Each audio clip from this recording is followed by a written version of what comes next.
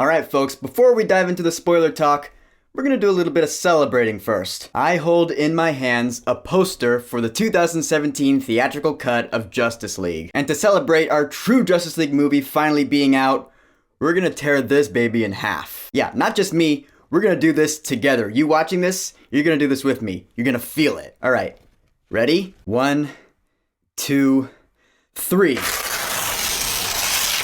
Ah, that felt good. Goodbye. Alright, so this is a spoiler talk for Zack Snyder's Justice League. That is a spoiler warning. If you have not watched Zack Snyder's Justice League yet all the way through, probably shouldn't watch this video unless you don't care, in which case I'm really flattered. Let's talk some spoilers about a 4-hour movie. And yeah, as I've been saying, and as everyone's been saying, this movie is way better than its original theatrical cut. It's more fleshed out, more cohesive. One of the earliest examples of that is Wonder Woman's action scene in the beginning, where she's taking out those terrorists. Not only is it much more badass, I mean, she's taking these guys and throwing them into walls. I mean, there's that one shot where she's blocking bullets like when that happened, I was like, awesome! But after it's all done, she walks up to these kids and she's like, are you okay? Is everyone all right? This is great. She goes up to this one little girl who's still in shock. She's like, are you all right, princess? And then the girl's like, can I be like you one day? And then with this compassionate smile on her face, she says, you can be whatever you want to be. I feel like you would have to be a dick to see this as like forced feminism or anything. For me, this scene just really showed what Wonder Woman is all about. I love that interaction so much. And this is only her first real scene in the movie. The first of many examples of how this movie is just plain better. Yeah, we're only getting started. So Steppenwolf is one of the biggest improvements, huh? Because in the theatrical cut, yeah, he did want to reunite the mother boxes to bring forth Darkseid, but it just was not given any depth at all. It just seemed really generic. In the Snyder cut, you find out that the reason Steppenwolf even wants to do this is because Darkseid sees Steppenwolf as like a traitor, or more of a disgrace actually. Steppenwolf wants redemption. He wants to get back on Darkseid's good side. That's why he wants so desperately to reunite these mother boxes. That just makes a lot more sense, and it is more relatable. I'm not saying I relate to Steppenwolf. Well, actually, in a way, you kinda can. Come on, you never been in a situation where you want to win back someone who doesn't like you? Well, if you haven't, you're pretty lucky. So, yeah, I guess I can relate to Steppenwolf. How about that? And going right into Darkseid, because, yeah, Darkseid is not in the movie that much, but we do see a good amount of him. And he certainly is very menacing when he's on screen. Although I will say he is still kind of a generic villain. He wants to take over the universe just because, I guess. Like, that's a pretty generic sounding villain, yeah. I've heard so many people compare Darkseid or Steppenwolf to Thanos, and I've heard them compare the mother boxes to the Infinity Stones. So many people I've heard that, I'm like, oh my god, no, they're not. Please stop comparing them. They're different. Thanos and the Infinity Stones have way more depth. Well, I mean, Thanos has way more depth than Darkseid does, in my opinion, and Steppenwolf, honestly. Whereas the Infinity Stones, they control different elements, you know, time, space, reality. Whereas the mother boxes, they change matter. They're change machines, as Cyborg called them. They're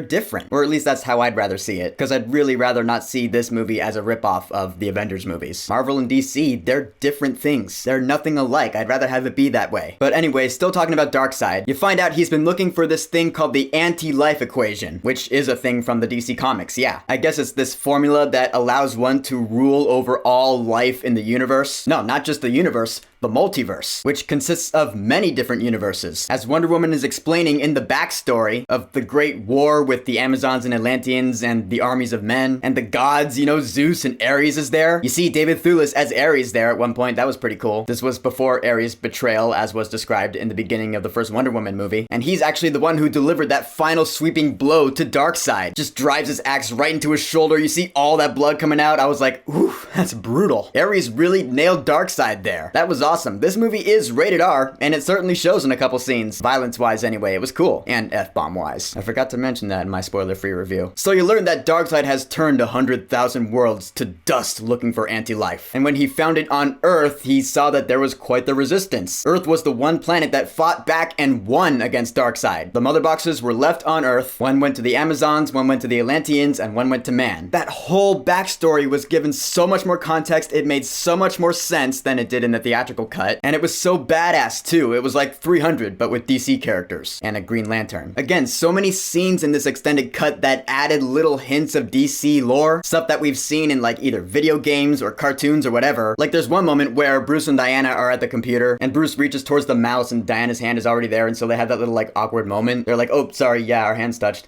That was weird. I was sitting there like, alright, does this movie want me to ship Bruce and Diana?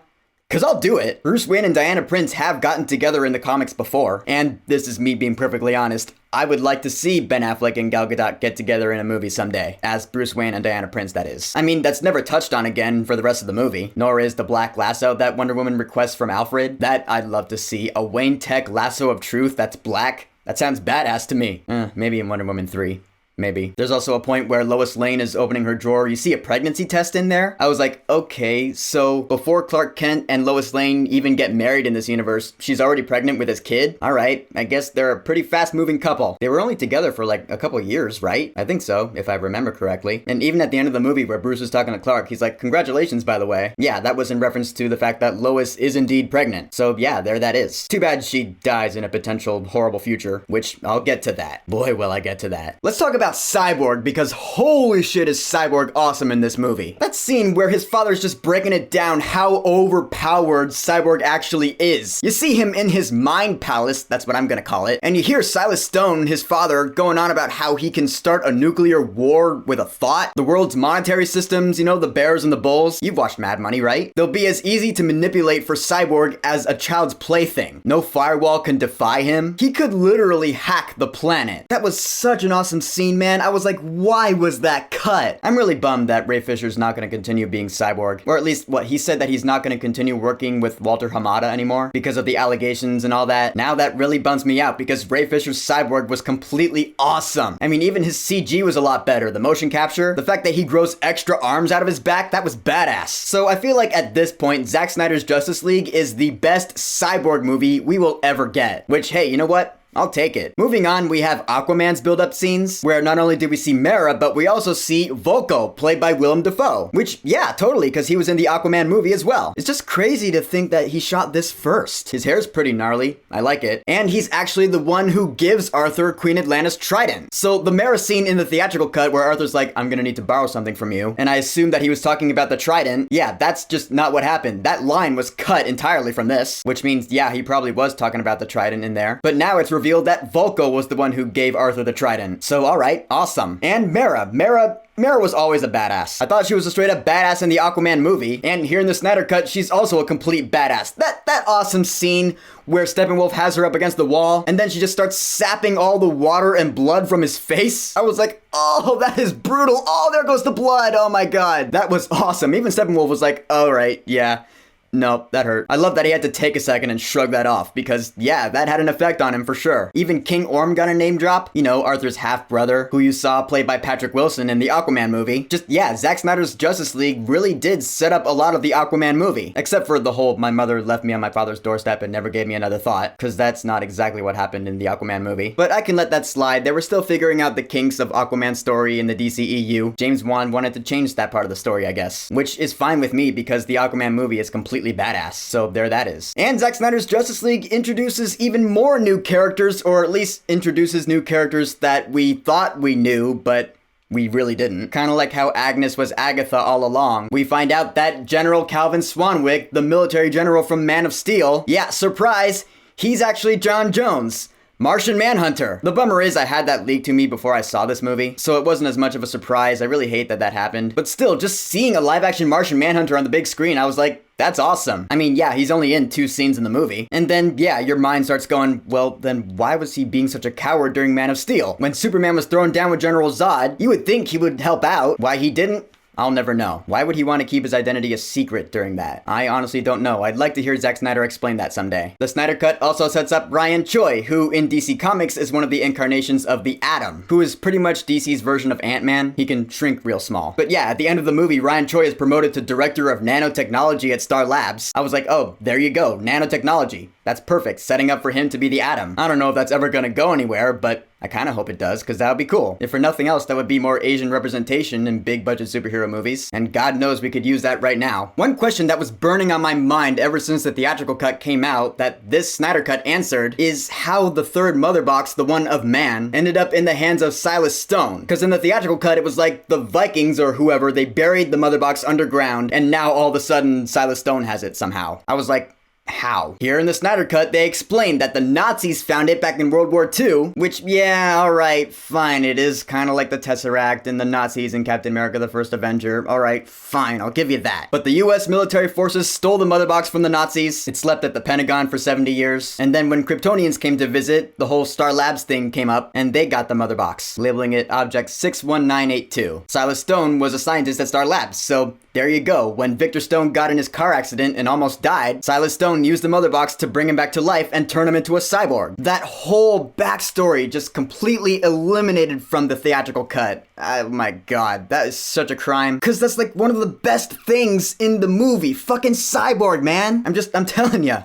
He's the best. And so the Justice League is talking amongst themselves about the mother boxes, talking about how they can reinstate matter. And I love this scene, because Barry Allen's like, is anyone gonna say it? I'm not gonna say it. And you hear the Man of Steel theme queuing up, and then boom, Cyborg projects an image of Superman taking off, the theme cues up, you're like, yes! That was awesome, and everyone's on board. There's no argument or resistance like there was in the theatrical cut. You remember in the theatrical cut, Diana was like, no, we should not do that. That's a bad idea. Yeah, here in the Snyder Cut, everyone's just like, yeah, let's do it. Let's bring Superman back to life. Which, yeah, that means no matter what version of Justice League you watch, Superman is actually dead for most of it. So the pebbles floating up at the end of Batman v Superman, that really didn't mean anything. That really was just breaking the fourth wall telling you Superman will return. But again, I can let that slide because this is badass. Everyone's on board with bringing him back to life until they actually do it. They're in the Kryptonian ship and Flash is running. He's like, all right, I'm gonna give you that electrical charge, kind of like it was in the theatrical cut. And that's when Arthur's like, yeah, this is a bad idea. You shouldn't do this. Yeah, too little too late, dude. But then Victor gets this vision all of a sudden of that dystopian future, that nightmare future, where Diana Prince is dead, Darkseid stabs Arthur Curry and shoots Omega beams, and Superman has become a tyrant. He's holding Batman's cowl. He's like, holy shit,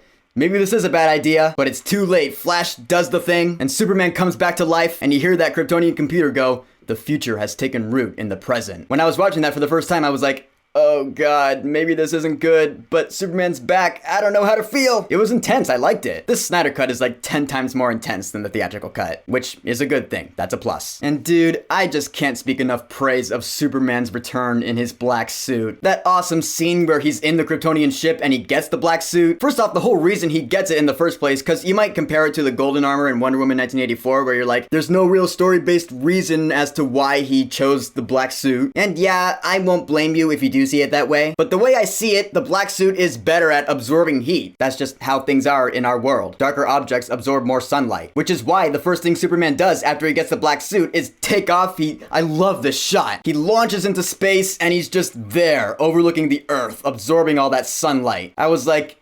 Superman. What an awesome, epic shot, dude. Seriously, like, how can you look at this and be like, can't happen? It's just way too rad. And from there, it's just curtains for Steppenwolf. I love it. I mean, the Justice League, they're throwing down in Russia, and you know, they're all putting up a fight against Steppenwolf, but he's fighting back. And there's no more stupid Russian family, which was like one of the worst things about the theatrical cut. Who thought that was a good idea? Seriously. No, they're just throwing down with Steppenwolf. Steppenwolf's about to swing his axe at Cyborg, and then Superman just shows up out of nowhere. He's like, not impressed. That was hilarious. I laughed out loud at that. And then I was like, yeah, Superman! And then he does a freeze breath. He just shattering Steppenwolf's axe. And this is really funny because Superman just completely wrecks Steppenwolf. Like all the other Justice League members, they were holding up, sure, but, you know, Steppenwolf was putting up a pretty good fight. Superman shows up, he's just like, yep, alright, heat vision, Steppenwolf just doesn't stand a chance against Superman. It's awesome. It shows how OP Superman is because he is literally indestructible, but it's just awesome. And he uses his heat vision to singe off one of Steppenwolf's horns. Again, when that happened, I was like, oh, that's brutal. Poor Steppenwolf, man. I actually feel kind of bad for him, considering what happens to him next. I'll get to that, because I love what happens here. Cyborg is like, all right, Barry Allen, you gotta get over here because these boxes are almost synchronized. Barry Allen's running a perimeter. He's trying to build up the speed of light, but then a parademon shoots him, so it's too late. The boxes actually unite, which means, for a split second anyway,